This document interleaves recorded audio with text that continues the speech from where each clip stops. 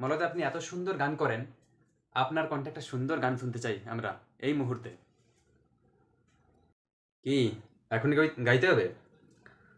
বলছি দাদা একটু পরে গাইলে হয় না?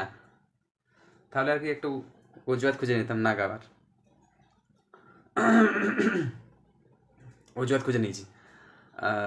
সো গাইজ, আমি এই মুহূর্তে গান করতে পারছি না কারণ আমার একটু জল